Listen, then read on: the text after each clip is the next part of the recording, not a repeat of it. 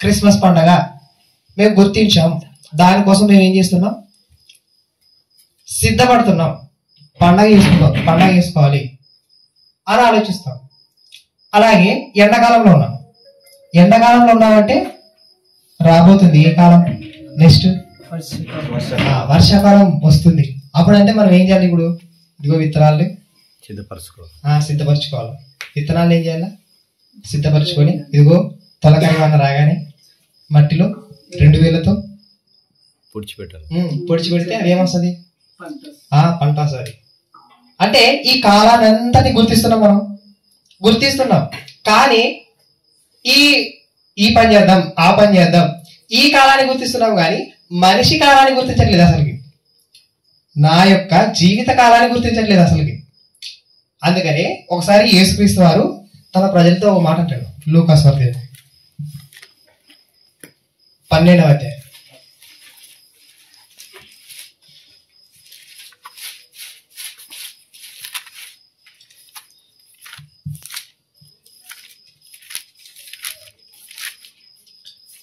యాభై 54 నుంచి చదివితే మీకు అర్థమవుతుంది అక్కడ.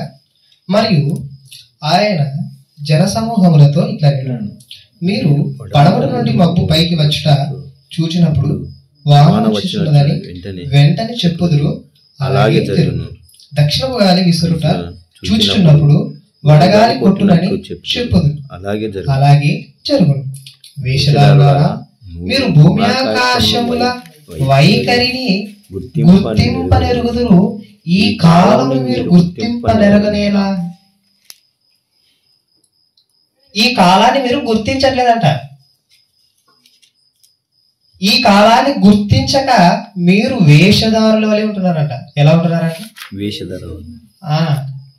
ఈ కాలం వచ్చిందంటే నేను క్రీస్తుగా వచ్చాను లేఖనాల ప్రకారం, ఇదిగో మెస్సయ్య వస్తున్నాడు. ఈ కాలాన్ని మీరు గుర్తించట్లేదు. మీరు యూదులు, పరిసయ్యులు, ధర్మశాస్త్రాన్ని ఎరిగిన వారైనా కూడా మీరు నన్ను గురించి రాయబడినటువంటి కాలాన్ని మీరు గుర్తించట్లేదు. అసలుకి నేను వచ్చింది మీ దోషములను తీసివేయడానికి వచ్చాను, ఆ దోషములోనే మీరు ఉంటే నిత్య నరకానికి వెళ్తారు అని మీరు ఈ కాలాన్ని గుర్తించట్లేదు, మీ జీవిత కాలాన్ని గుర్తించట్లేదు, నేను చెప్తున్నటువంటి మాటల్ని మీరు గుర్తించట్లేదు, దేన్ని గుర్తించట్లేదు. అసలుకి మీరు వేషధారుల వలె ఉన్నారంట. ఎలా ఉన్నారంట, వేషధారుల వలె ఉన్నారంట. అంటే మనిషి భూమి మీద బ్రతికినప్పుడు పక్క ఏం గుర్తించాలంటే కాలాన్ని గుర్తించాలి. మబ్బు వస్తుంది, వాన వస్తుంది, అన్ని గుర్తిస్తున్నాం కదా. అలాగే నా ఆయుష్ తరిగిపోతుంది, ఆయుష్ తరిగిపోయే లోపు నేను కాలాన్ని గుర్తించి ఆ కాలములలో నాకు ఇవ్వబడినటువంటి ఆయుష్ను, జీవమును ఎలా పూర్తి చేసుకోవాలి అని ఆలోచించాలంట ప్రభు చెప్తున్నాడు. అందుకని ఇక్కడ ఏం చెప్తున్నాడు, 13వ అధ్యాయం, లూకాసు వార్త 13వ అధ్యాయంలో ఏం చెప్తున్నాడు, ఇక్కడ 5వ వచనం, కాదని మీతో చెప్పుచున్నాను, మీరు మారు మనసు పొందని యెడల మీరందరూ అలాగే నశించుదురు. అంటే వాళ్ళకి ఇవ్వబడింది ఏది, కాలం అనుగ్రహింపబడింది. ఏది అనుగ్రహింపబడింది, కాలం అనుగ్రహింపబడింది. ఈ కాలాన్ని మీరు గుర్తించకపోతే మీరు కూడా అటువలే చేస్తారు.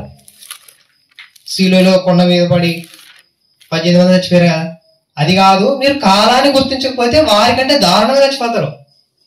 ఇప్పుడు నీకు ఇవ్వబడినటువంటి కాలంలో క్రీస్తును గూర్చి విని మారు మనసు పొందితేనే నువ్వు కాలాన్ని గుర్తించి నిద్ర మేలుకున్నట్టు, లేకపోతే వాళ్ళ వలె నశించిపోతామంట. అంటే మనిషి ఎప్పటికైనా కాలాన్ని గుర్తించి మార్పు చెందాలి. ఏం గుర్తించాలి చెప్పండి, దేని గుర్తించాలని చెప్పినాడు, కాలాన్ని గుర్తించాలి.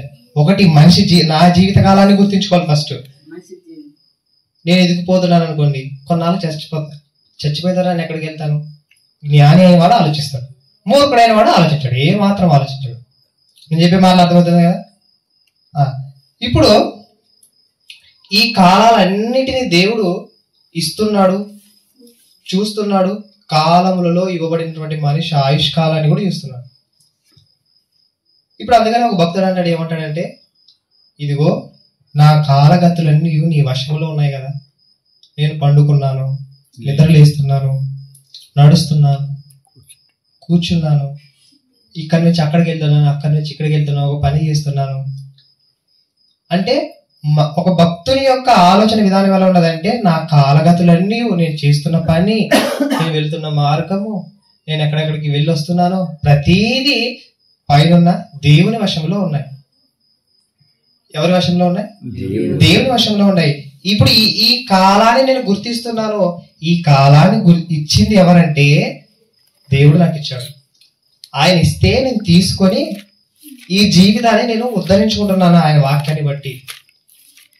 కాలాన్ని గుర్తించాలి అని ప్రభు చెప్తున్నాడు. అందుకని ఇప్పుడు ఈ కాలగతులన్నీ ఎవరి వశంలో ఉన్నావంట? కీర్తనకారుడు 31:15 ఉంటది. నా కాలగతులన్నీ నీ వశములో ఉన్నవి కదా అంటాడు అక్కడ భక్తుడు. మరి ఇప్పుడు ఈ కాలగతులన్నీ దేవునివైతే, ఈ కాలాన్ని ఇచ్చినటువంటి ఈ కాలములో జీవితం, ప్రాణం, ఊపిరి, మనలో జీవవాయువు ఇవెవరివి? అంటే ఇవి కూడా దేవునివే. కాలం మనదే. మనం ఏమైనా మార్చగలమా? ఇప్పుడు ఈ కాలములో ఈ ఊపిరిని కలిగి ఉన్నామంటే ఈ ఊపిరి ఎవరిది? మళ్ళీ ఈ ఊపిరి కూడా దేవునిదే. మనదంటూ ఏమైనా ఉంది? ఇద్దరికి ఏమీ లేదు. మనదంటూ ఏమీ లేనప్పుడు మనం దేని గురించి ఆలోచిస్తున్నాం? కాలాన్ని ఇచ్చినటువంటి దేవుని గురించి ఆలోచించాలి. కాలాన్ని ఇచ్చినటువంటి దేవుని గురించి చెప్పాలి సమాజానికి. కాలం నాది కాదు, దేవుడిచ్చింది. నా కాలగతులన్నీ ఆయన వశములో ఉన్నాయి. ఆయనే నన్ను ఈ లోకానికి పంపించాడు అని కాలాన్ని గుర్తించి క్రీస్తు మాటలు హృదయంలో ఉంచుకొని వాక్యానుసారంగా బ్రతకగలిగితే నిత్య జీవంకి వెళ్తాం, లేకపోతే నిత్య నాశనానికి వెళ్ళిపోవడం. అందుకనే మరి ఈ ప్రాణం, నేను చెప్పింది కాలగతులలో ఉన్నటువంటి మన ప్రాణం, ఆయువు. ఈ ఆయువు ఎలాంటిదంటే మళ్ళీ చెప్తున్నాడు ప్రభు. ఎక్కడంటే యాకోబు పత్రిక 4:14 చెప్తుంది. మీ జీవమే పాటిది, మీరు అంతలో కనబడి ఇంతలో మాయమయ్యే ఆవిరి. అంటే ఈ ఊపిరి ఎంతంట? మళ్ళీ ఆ ఊపిరి కాలం ఎంతంట? మళ్ళీ ఆయువు బుడగ ఉంటుంది కదా, ఒక్కసారి బుడగ పడి పైకి వచ్చి వెళ్ళిపోతాడు. ఎన్ని సెకండ్లు? సెకండ్లలో మళ్ళీ సెకండ్లు ఉంటుంది. అది మిల్లీ సెకండ్లు ఉంటుంది. దానితో పోల్చాడు. అంటే మీ కాలం ఎంత తెలుసా? అంతగింతలో మీరు ఏం తెలుసుకోవాలంటే ఈ కాలాన్ని గుర్తించి మార్పు చెందాలి. కాలగతులన్నీ నీ వశంలో ఉన్నాయి. ఈ కాలగతులలో కూడా జీవము, ఊపిరి, ప్రాణం అన్నీ నీవే. మరలా ఈ ఊపిరి ఎంత కాలం ఆలోచిస్తే అది కూడా మన చిన్న రవ్వంత, అంత చిన్న కాలం ఇవ్వబడింది. ఈ చిన్న కాలంలో మీరు కాలము నెరిగి నిద్ర మేలుకోవాలి. నిద్ర మేలుకుంటేనే పరమున్నటువంటి దేవుని దగ్గరకు వెళ్ళిపోతాం. రోమపత్రిక 13:11 చూసినట్లయితే అక్కడ ఏముంటది? కాలము నెరిగి నిద్ర మేలుకోవాలని, మరియు మీరు కాలము నెరిగి నిద్ర మేలుకొని వేలైందైనను తెలుసుకొని అలాగు చేయుడి. మన విశ్వాసుల అంటే కాలము నెరిగి నిద్ర మేలుకొను వేలైనదని అలాగూ చేయాలట. అందుకని ఈ మొత్తాన్ని వచ్చేస్తే ఈ జీవితం అంటేనే మనం కాలాన్ని గుర్తించాలి. జీవితం ఉన్నదంటే కాలాన్ని గుర్తించాల్సిందే. జీవితం ఉందంటే కాలాన్ని గుర్తించాల్సిందే. ఎట్లుంటదంటే అది నీ కాలగతులు ఆ తండ్రి వశము ఎరిగావ ఈ జీవితాన, నీ ప్రాణమునకు మూలము దేవుడని మరిచావ ఈ లోకాన, కరిగిపోయే దీపము ఈ జీవితము, నీటిపై బుడగతో పోల్చాడు దేవుడు. కరిగిపోయే దీపమో ఈ జీవితమో, నీటిపై బుడగతో పోల్చాడు దేవుడు. కాలాన్ని ఎరిగి మేలుకోవాలని, కాలాన్ని ఎరిగి మేలుకోవాలని, ఈ జీవితాన కాలాన్ని గుర్తించవా, మార్పు చెంది స్వర్గానికి చేరవా. ఈ జీవితాన కాలాన్ని గుర్తించవా, మార్పు చెంది స్వర్గానికి చేరవా. రహస్యములు దేవుని కాలములు, నీ జీవిత దినములు ఆయన వరమే. రహస్యములు దేవుని కాలములు, నీ జీవిత దినములు ఆయన వరమే. ఈ జీవితాన కాలాన్ని గుర్తించవా. నేనేం చెప్పాను చెప్పండి? ఎంతసేపు వెళ్తే ఒక 7 నిమిషాలు చెప్పింటాను అంతే. కాలాన్ని గుర్తించాలి. కాలాన్ని గుర్తిస్తేనే గాని సత్యమేమో అర్థం కాదు. కాలాన్ని గుర్తిస్తే మార్పు చెందాలి అనిపిస్తుంది ఒక్కసారి, అవునా కదా? దినము వెంబడి దినము, తరము వెంబడి తరము గతించిపోయేసరికి సత్యం అనేది, కాలాన్ని గుర్తించినప్పుడు సత్యం అనేది బయటపడుతుంది. ఓహో, దినాలన్నీ గడిచిపోతున్నాయి, నా దినాలు గడిచిపోతున్నాయి. ఇప్పుడు ప్రస్తుతం నేను జీవిస్తున్నటువంటి ఈ దినముల పరిమాణం కూడా దేవుడు అనుగ్రహిస్తేనే వచ్చింది కదా. నా అంతగా ఆయన ఏమో తెచ్చుకున్నామా? ఒకటి కూడా తెచ్చుకోలేదు. అసలుకి ఈ కాలంలో బ్రతుకుతున్నామంటేనే మనంతగా మనం రాలేదు, ఈ కాలంలోకి రాలే. ఈ కాలంలోకి మనల్ని దేవుడు పంపాడు. అందుకనే దేవుడు కాలానికి బయట ఉన్నాడు. కాలానికి బయట ఉండి కాలంలో జీవిస్తున్నటువంటి నరులను ఆయన దృష్టించుచున్నాడంట. అందుకని ఆయనకి ఏ పేరు ఉన్నదంటే కాలాతీతుడు. అంటే కాలముతో పని లేనివాడు, కాలముతో సంబంధమే లేనివాడు, కానీ కాలములను సమయములను మార్చివాడై ఉన్నాడంట. కాలములను ఏం చేస్తున్నాడంట?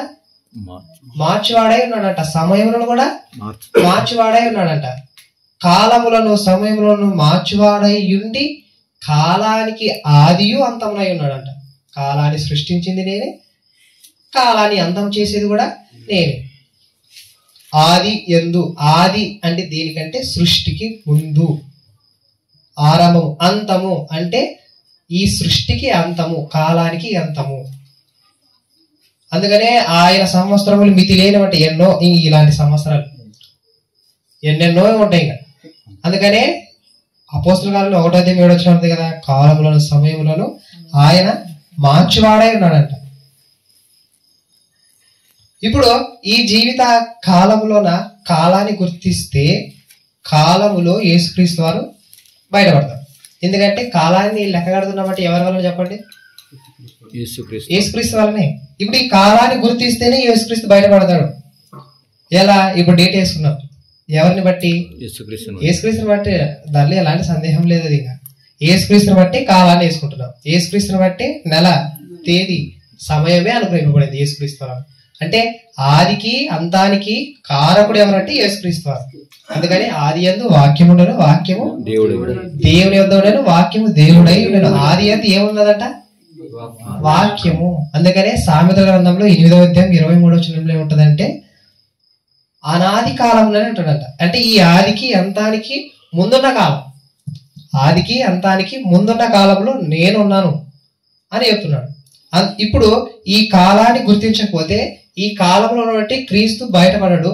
ఇప్పుడు నీకు ఈ కాలాన్ని గుర్తిస్తే నువ్వు మారు మనసు పొందుతావు, కాలాన్ని గుర్తించకపోతే నాశనం అయిపోతావు. అందుకని ప్రకటన గ్రంథంలో ఏం చెప్తాడంటే, ఇదిగో నువ్వు మారు మనసు పొందుటకు సమయం ఇచ్చితిని అంటాడు. కాలాన్ని ఇచ్చితిని.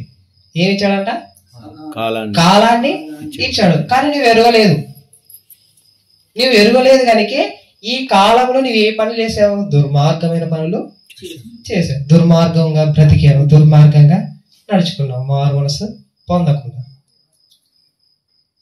దుర్మార్గ పనులు చేసే వాళ్ళు ఎట్లా చచ్చిపోతారంటే ప్రసంగి గ్రంథము 7వ అధ్యాయం 17వ వచనంలో ఏముంటది అక్కడ?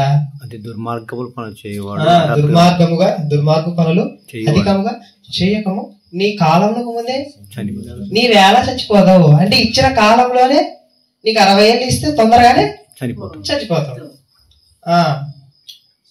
కాబట్టి ఇచ్చిన కాలంలోన మనము క్రీస్తుని ఎరిగి బ్రతకడమే ప్రాముఖ్యం. కాలాన్ని గుర్తించాలి. ఈ కాలంలో నీవు దేవుని యొద్ద ఉన్నావని, మార్చివాడై ఉన్నాడు నీవు. ఈ కాలంలో మనకు క్రీస్తు బయటపడతాడు. ఆ క్రీస్తుని నమ్ముకుంటేనే, మారు మనసు పొంది నమ్ముకొని నిత్య జీవం కోసం ఆయన నమ్ముకోవాలి, మరలా లోక సంబంధమైన వాటి కోసం కాదు. ఈ కాలాన్ని గుర్తిస్తేనే మనకు నిత్య జీవం వస్తుంది అనేది ఈ పాఠం. అర్థమైందని చెప్పింది. ఒక పాయింట్ అని అర్థమైంది ఇద్దరికి? అర్థమైందా? దేవునికి స్తోత్రం. చిన్న ప్రార్థన చేసుకొని అనుభవం మళ్ళీ చెప్తాడు కొన్ని వాక్యాలు.